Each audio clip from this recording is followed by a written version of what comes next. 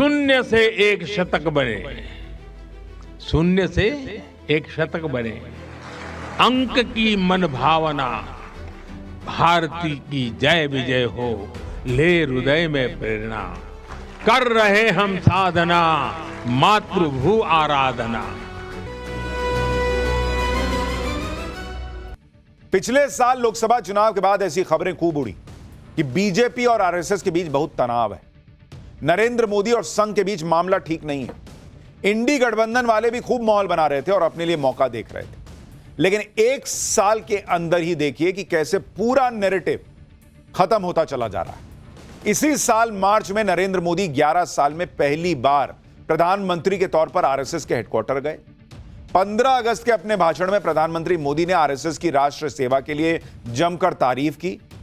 फिर पीएम मोदी ने संघ प्रमुख मोहन भागवत की उनके 75वें जन्मदिन पर देश के कई बड़े अखबारों में लेख लिखकर तारीफ की। गृह मंत्री अमित शाह ने एक इंटरव्यू में कहा कि आरएसएस से जुड़ा होना कोई माइनस पॉइंट नहीं है।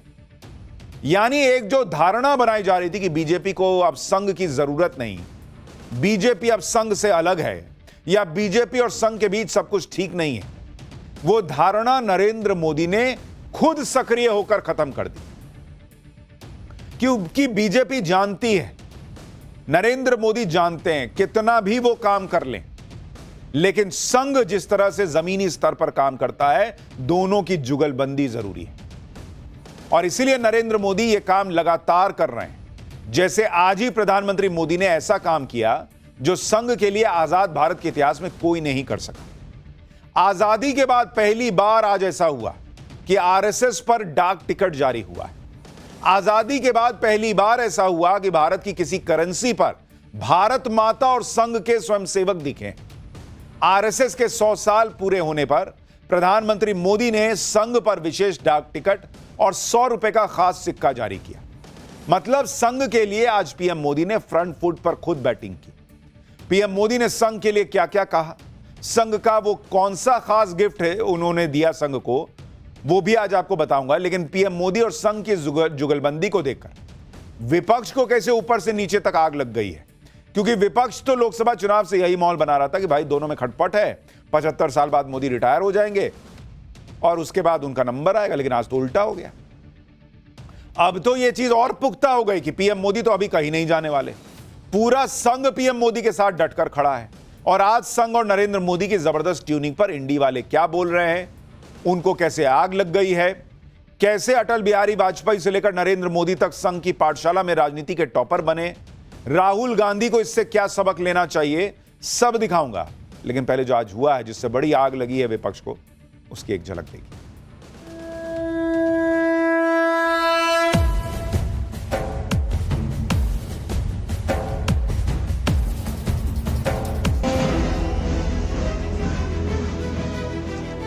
शून्य से एक शतक बने, शून्य से एक शतक बने, अंक की मन भावना, भारती की जय विजय हो, ले हृदय में प्रेरणा, कर रहे हम साधना, मातृभू आराधना।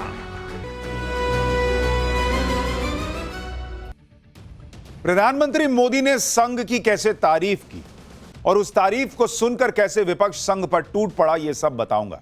लेकिन पहले देखिए कि आज पीएम मोदी ने संघ के 100 साल पर क्या खास तोहफा दिया। प्रधानमंत्री मोदी ने संघ की 100 साल की यात्रा की स्मृति में एक खास डाक टिकट जारी किया और एक 100 रुपए का सिक्का जारी किया। 100 रुपए के सिक्के पर एक तरफ राष्ट्रीय प्रतीक चिन्ह अंकित है और दूसरी तरफ सिंह के साथ वरद मुद्रा में भारत माता की भव्य छवि अंकित है।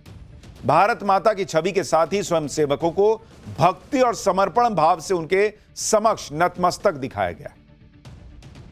अब जिन लोगों का सिक्का आजकल पॉलिटिक्स में नहीं चल रहा, अब सोचिए उन लोगों को यह सिक्का देख के कितनी आग लगी होगी। भारत माता भी दिख रही हैं और संघ के स्वयंसेवक भी दिख रहे हैं 100 रुपए के सिक्के में। पीएम मोदी ने बताया कि स्वतंत्र भारत के इतिहास में पहली बार भारतीय मुद्रा पर भारत माता की छवि अंकित की गई।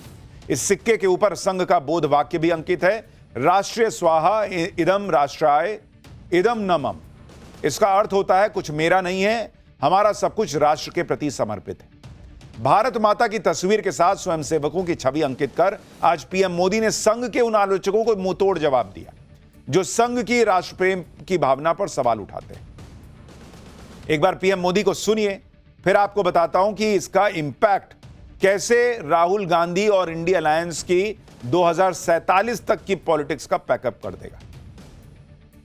2047 का भारत तत्वज्ञान और विज्ञान, सेवा और समरसता से गढ़ा हुआ वैभवशाली भारत हो, यही संघ की दृष्टि है, यही हम सब स्वयंसेवकों की साधना है और यही हमारा संकल्प है। संघ बना है राष्ट्र के प्रति अटूट आस्था से, संघ चला है राष्ट्र के प्रति अगाध सेवा के भाव से, संघ तपा है त्याग और तपस्या की अग्नि में, संघ निखरा है संस्कार और साधना के संगम से, संघ खड़ा है राष्ट्र धर्म को जीवन का परम धर्म मान करके। प्रधानमंत्री मोदी ने यह भी संकेत दिया कि 2047 को भारत को विकसित बनाने का जो सपना उनका है, वही संघ का भी सपना है। पीएम मोदी ने खुद को स्वयंसेवक बताते हुए कहा कि यही उनका संकल्प है। पीएम मोदी के इसी बयान का यह मतलब निकाला जा रहा है कि पीएम मोदी अभी कहीं नहीं जाने वाले और उनके पीछे पूरा संघ खड़ा है। संघ के पीछे खड़े होने का मतलब यह है कि अब इंडी गठबंधन के लिए आगे कोई मौका नहीं बन पाएगा।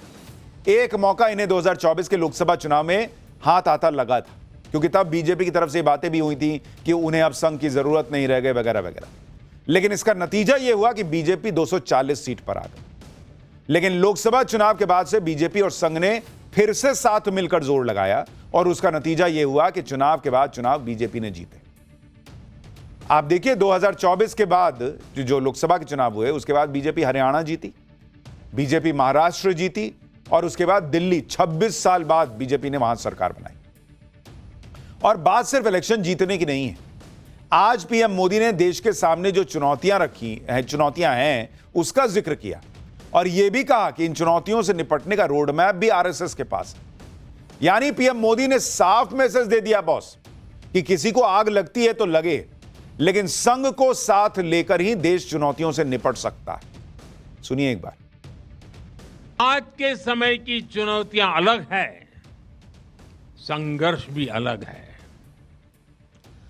दूसरे देशों पर आर्थिक निर्भरता हमारी एकता को तोड़ने की साजिश है। डेमोग्राफी में बदलाव के षड्यंत्र। एक प्रधानमंत्री के नाते मैं नम्रतापूर्वक कहूंगा कि मुझे बहुत संतोष है कि हमारी सरकार इन चुनौतियों से तेजी से निपट रही है। वहीं एक स्वयंसेवक के नाते मुझे ये भी खुशी है कि राष्ट्रीय स्वयंसेवक संघ ने न केवल इन चुनौतियों को पहचान की है, बल्कि इन चुनौतियों से निपटने के लिए ठोस रोड मैप भी बनाया है। आज राष्ट्र के सामने ऐसे संकट खड़े हो रहे हैं जो हमारी एकता, हमारी संस्कृति और हमारी सुरक्षा पर सीधा प्रहार कर रहे हैं। अलगाववादी सोच, क्षेत्रवाद, कभी जाति, कभी भाषा को लेकर विवाद, कभी बाहरी शक्तियों द्वारा भड़काई गई विभाजनकारी प्रवृत्तियां, ये सब अनगिनत चुनौतियां हमारे सामने खड़ी है। सामाजिक समरसता को आज डेमोग्राफी में बदलाव के षड्यंत्र से, घुसपैठियों से भी बड़ी चुनौती मिल रही है। बीजेपी और संघ का यही समीकरण रहा तो फिर इंडी वालों के लिए आगे कोई चांस बनने वाला नहीं है और प्रधानमंत्री नरेंद्र मोदी इसी में लगे हुए हैं। आज संघ के सम्मान में पीएम मोदी ने एक डाक टिकट भी जारी किया और इस डाक टिकट पर संघ के 100 सालों की सेवा का जिक्र है। राष्ट्रभक्ति, सेवा और अनुशासन लिखा है। इसके साथ ही आरएसएस के स्वयंसेवकों की वो तस्वीर भी छपी है जब आरएसएस के स्वयंसेवक 26 जनवरी 1963 को गणतंत्र दिवस की परेड में शामिल हुए थे।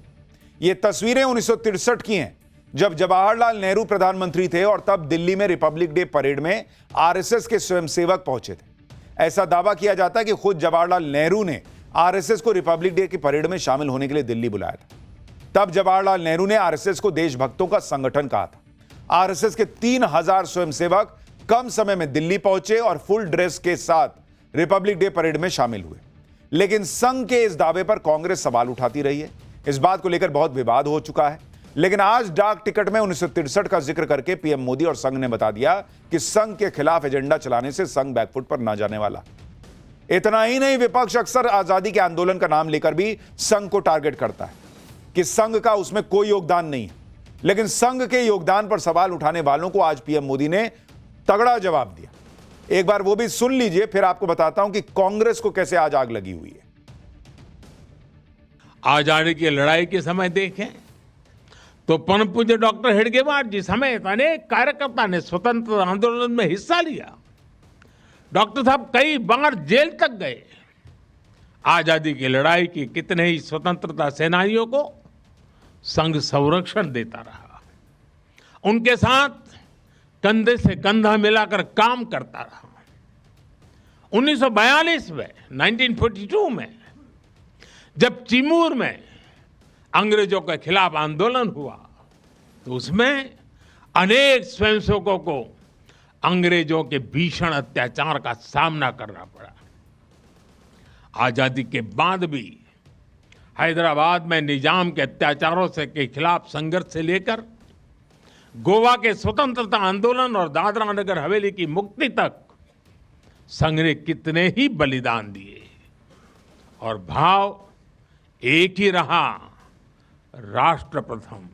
ऐसा नहीं है कि संघ पर हमले नहीं हुए, संघ के खिलाफ साजिशें नहीं हुई। हमने देखा है कैसे आजादी के बाद भी संघ को कुचलने का प्रयास हुआ। प्रधानमंत्री मोदी ने आजादी और आजादी के बाद भी आरएसएस के योगदान को याद दिलाया तो कांग्रेस को आग लग गई। आरएसएस के लिए कांग्रेस ने कहा कि जो देशभक्त थे वो जंग में गए, जो गद्दार थे वो संघ में गए। कांग्रेस कह रही है कि आरएसएस वो संगठन है जिसका एक भी नेता आजादी की लड़ाई में जेल ही नहीं गया। आरएसएस वो संगठन है जो महात्मा गांधी, भगत सिंह और चंद्रशेखर आजाद जैसे देशभक्तों और क्रांतिकारियों को अराजक कहकर ब्रिटिश शासन के पक्ष में काम करता रहा। कांग्रेस ने तो देश के बंटवारे का आरोप भी आरएसएस पे मढ़ दिया।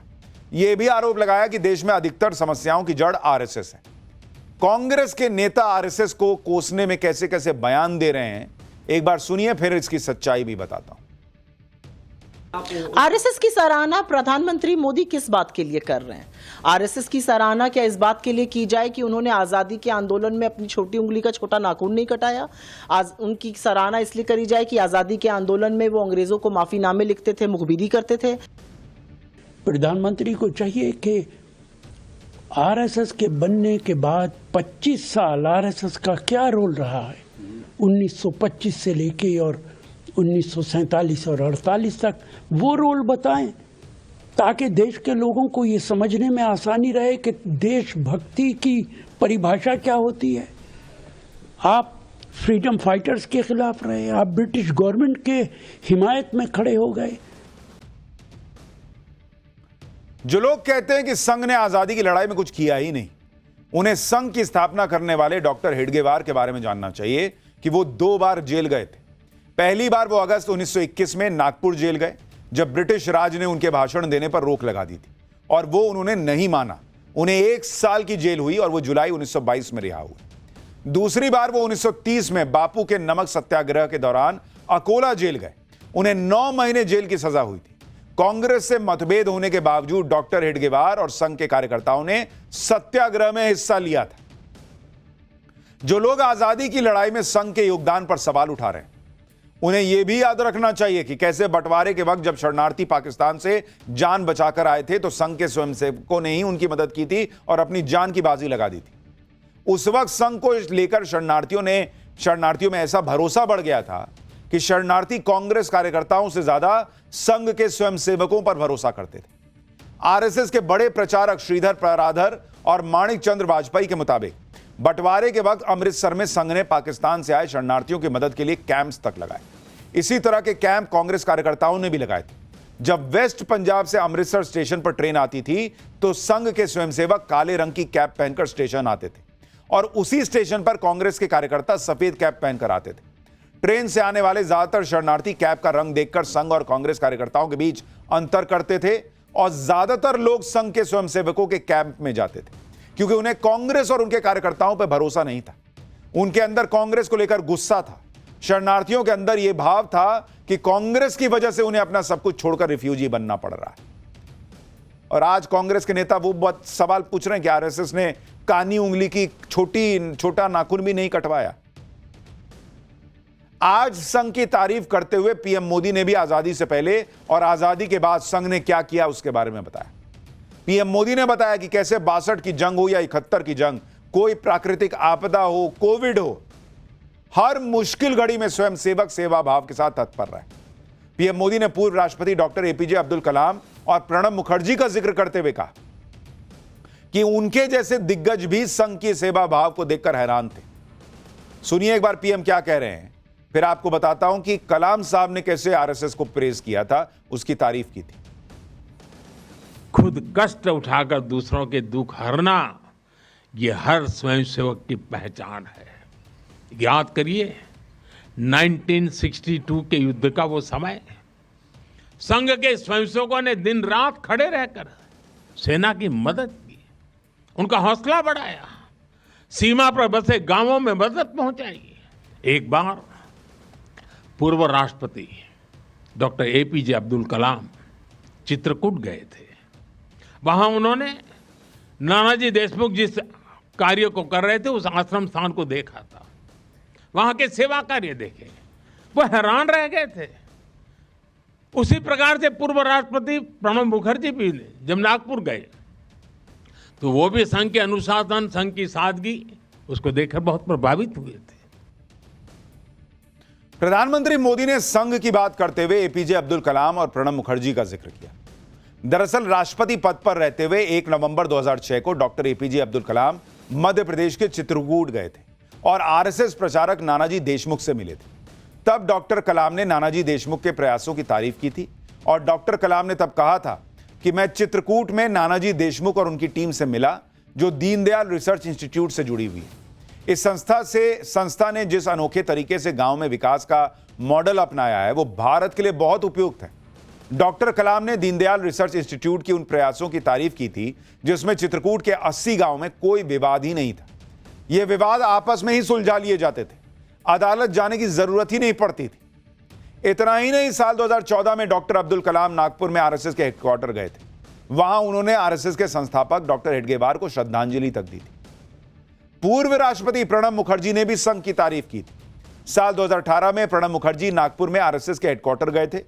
आरएसएस के संस्थापक डॉक्टर हेडगेवार के जन्मस्थान पर गए थे और वहां उन्होंने विजिटर बुक में लिखा था कि आज मैं यहां भारत माता के एक महान सपूत के प्रति अपना सम्मान जाहिर करने और उन्हें श्रद्धांजलि देने आया हूं। पीएम मोदी के मुंह से आरएसएस की तारीफ सुनकर आम आदमी पार्टी तक भड़क गई, क्योंकि आम आदमी पार्टी भी इसी आस में थी कि संघ की पीएम मोदी को रिटायरमेंट का रास्ता दिखाएगा। इसके लिए तो अरविंद केजरीवाल ने संघ प्रमुख मोहन भागवत को चिट्ठी भी लिख दी थी और इसलिए आम आदमी पार्टी का गुस्सा भड़क गया। आम आदमी पार्टी के नेता संजय सिंह ने आरएसएस पर सवाल उठाते हुए संघ को दलित, पिछड़ा, आदिवासी विरोधी बताया। संजय सिंह को भी सुनिए। 100 वर्षों में इस देश की 85% लोगों की हिस्सेदारी आरएसएस में क्यों नहीं हुई? 100 वर्षों में एक भी दलित आरएसएस का प्रमुख क्यों नहीं हुआ? एक भी आदिवासी आरएसएस का प्रमुख क्यों नहीं हुआ? एक भी पिछड़े वर्ग का व्यक्ति आरएसएस का प्रमुख क्यों नहीं हुआ? तो आप इसको एक दकियानूसी सोच वाला, एक संकुचित सोच वाला संगठन कह सकते हैं जो संविधान के खिलाफ है।